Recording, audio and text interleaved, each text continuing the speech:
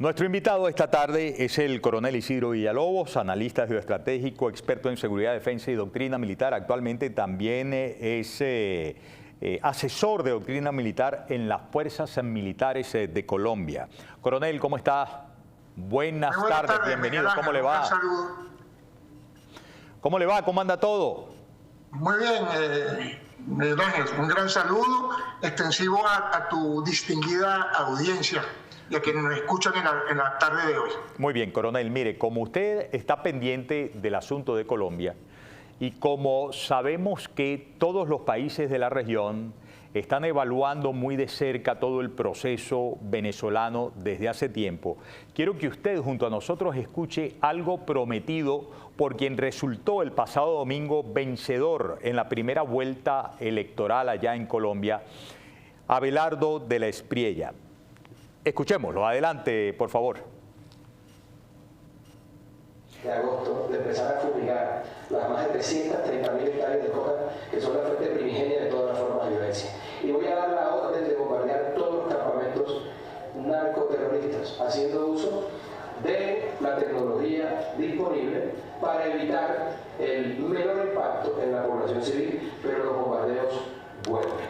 También le voy a dar instrucción a los comandantes de la Fuerza Aérea, del Ejército, de la Policía, de dar de baja a todo avión cargado de droga que salga de Colombia. Yo respondo por eso. Y además voy a dar la orden de hundir todas las lanchas que salgan por el Caribe, por el Pacífico, por el Golfo de Urabá. La protesta pacífica está parada por la Constitución. El que quiera salir pacíficamente le va a... Muy bien, coronel. Con este tema de los bombardeos se está hablando de las plantaciones y se refiere, entre otras zonas, a la zona del Catatumbo. Yo creo que aquí le están dando, digamos, en la madre también a intereses del narcoterrorismo venezolano, que tiene todavía uno de sus principales alfiles en funciones, ¿no? Quisiera su opinión al respecto. Pero antes que nada, partamos de la siguiente idea. En Colombia, tradicionalmente, o desde hace muchos años, las estructuras criminales, entiéndase FARC y ELN, entre otras, siempre tenían a Venezuela, antes de que se agudizara el proceso de la autodenominada Revolución Bolivariana, Venezuela o el territorio venezolano era una retaguardia estratégica. Es decir, mientras las fuerzas militares de Colombia los atacaban y los perseguían, pasaban al territorio venezolano, clandestinamente por supuesto, y lo tomaban como una suerte de zona de alivio. Esta situación se agravó a raíz del advenimiento de la autodenominada Revolución Bolivariana, donde estas estructuras criminales, FARC y ELN, más específicamente, no convirtieron el territorio venezolano ya no en una retaguardia estratégica, sino que la convirtieron en una base de operaciones donde proyectaban sus actividades criminales, tanto en territorio venezolano como en territorio colombiano, con la complicidad, con la honestidad y con la cooptado por el régimen chavista. Así de sencillo. Es decir, era parte, el aparato del Estado venezolano fue parte de esas estructuras criminales. Por eso es que cambió Venezuela de ser una retaguardia a lo que yo denominé una base de operaciones para proyectar sus actividades criminales. Partamos de esa base. Eso hizo a raíz de los gobiernos posteriores al presidente Álvaro Uribe, entiéndase, el gobierno, sobre todo el gobierno de Juan Manuel Santos allá en el 2017, con el acuerdo de paz con las FARC, entre comillas, que no llegó a nada. Luego vino el presidente Iván Duque, posteriormente vino el actual presidente Gustavo Petro. Se implementó una serie de medidas de conceptos como la paz total, la desmovilización de las FARC, etc. Todo eso mermó las acciones de carácter ofensivo de las fuerzas militares, entiéndase, por decisión política. No es que mermaron porque las fuerzas militares quería. No, una decisión política de los gubernamentales del Estado colombiano, donde se redujeron las acciones de carácter militar ofensiva, dándole paso a los acuerdos de paz y los diálogos entre el gobierno y las estructuras criminales. Obviamente, cuando escuchamos este discurso del doctor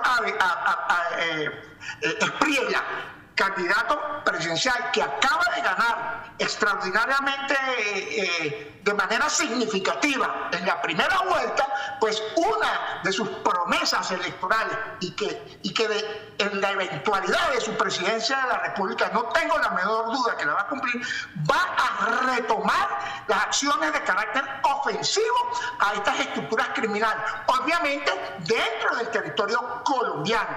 Una de esas acciones de carácter ofensivo de las fuerzas militares de Colombia son dos grandes ejes. El primero, las ofensivas de carácter terrestre ejecutadas por las unidades especializadas del Ejército Nacional de Colombia, y otra, que es lo que él se refiere en su declaración que acaba de poner, es la utilización por parte de la Fuerza Aérea Colombiana, hoy en día llamada la Fuerza Aeroespacial Colombiana, bombardeos precisos y selectivos sobre los campamentos de estas estructuras criminales. Y eso es lo que él está diciendo, que va a retomar eso durante la primera y segunda presidencia de Álvaro Uribe, del doctor Álvaro Uribe.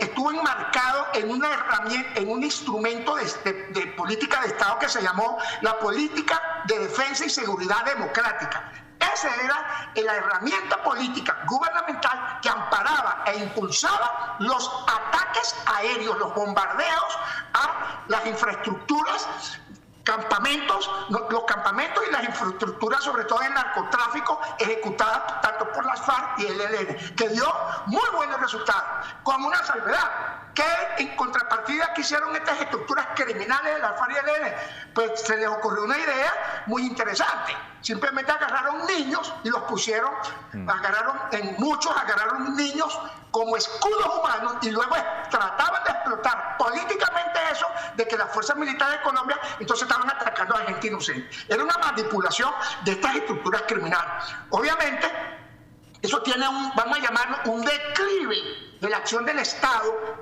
de esta manera de ofensiva militar que va por los acuerdos de paz.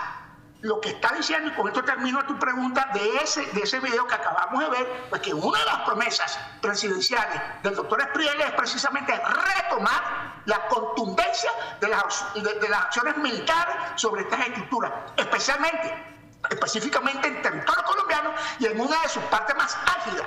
Una de sus partes más álgidas del territorio, que es el Catatumbo, que no solamente es el Catatumbo, aquí tenemos que hablar del Chocó, del sur de Colombia y del Urabá antioqueño, varias regiones que están infectadas de la accionar de estas estructuras criminales. ¿Quién y de qué modo se afecta del lado venezolano, donde todo este narcoterrorismo del Ejército de Liberación Nacional y la FARC ha tenido apoyo logístico, participación en distintos negocios, asistencia médica, resguardo y guarida durante los últimos 27 años? ¿Quién en este momento? La primera impacto que va a tener esto con un eventual gobierno del doctor Espriella mediante la retoma de recrudecer, de incrementar, mejor dicho, las acciones de carácter militar ofensivo, pues obviamente es el quiebre de la relación estratégica que hay entre las estructuras criminales y el aparato del Estado venezolano, que dicho sea de paso, todavía está indemne. Las acciones militares de Lanza del Sur y su operación militar derivada, Resolución Absoluta, simplemente golpearon de manera importante, golpearon la cabeza del aparato y de la estructura criminal transnacional que era el Estado, que es todavía el Estado venezolano. Pero quiero dejar claridad que en el momento que estamos hablando, esas estructuras del Estado venezolano criminales asociadas con estructuras criminales transnacionales están intactas. Ok. Las fuerzas norteamericanas Bueno, no han golpeado eso todavía. Pero perdón, Nicolás Maduro y Cilia Flores fueron extraídos. Sus cargos en Nueva York son justamente por narcoterrorismo, armas de guerra y explosivos. Ajá. Entonces, ¿quién debería sentirse aludido directamente ante la eventual victoria de Abelardo, que ha dicho, yo no soy ninguna guau, y que me vengan a decir lo que les dé la gana de decir, pero yo voy a hacer esto y demás? Le tiene fecha al inicio de los bombardeos. ¿Quién exactamente? ¿Diosdado Cabello? ¿Padrino López, que ya no es ministro de la Defensa, sino agricultura? ¿De Agricultura? ¿Quién? Yo pienso, como dije anteriormente, pues hay una relación estratégica, una complicidad, mejor dicho, una complicidad estratégica, para decirlo mejor, entre las estructuras criminales de Colombia con el aparato del Estado. ¿Quiénes son los líderes del aparato del Estado venezolano o del régimen asociado a esta estructura? Pues tú los acabas de decir. Ahí tienes a Diosdado Cabello, ahí tienes una persona que de paso la nombran poco, que es el señor que está allá en el estado Táchira, Bernal. Freddy Bernal, entre otros, y todos los mandos medios que están en todas, no solamente en la zona fronteriza, Miguel Ángel y queridos escucha, estamos hablando que en este momento que estamos tú y yo hablando o que estamos intercambiando con tu audiencia, el 50 o 60% del territorio venezolano todavía está bajo control territorial de estas estructuras criminales, FARC y ELN, sobre todo asociadas con sus pares venezolanos. Eso está intacto. Eso la administración la operación Lanza del Sur no lo ha tocado todavía. Muy bien, vamos a hacer una pausa y al regreso evaluaremos de qué modo lo tocaría la operación Lanza del Sur. Acaba de llegar Francis Donovan hace apenas unos días en los famosos Osprey, en su operación militar aérea. Partió desde el Iwo Jima, y no es poco decir eso, porque es el buque que se llevó a Nicolás Maduro y a Cilia Flores. Y está como palpitando en el ambiente la molestia de parte del chavismo sobre que el próximo paso después de esa operación militar sea el establecimiento de bases militares.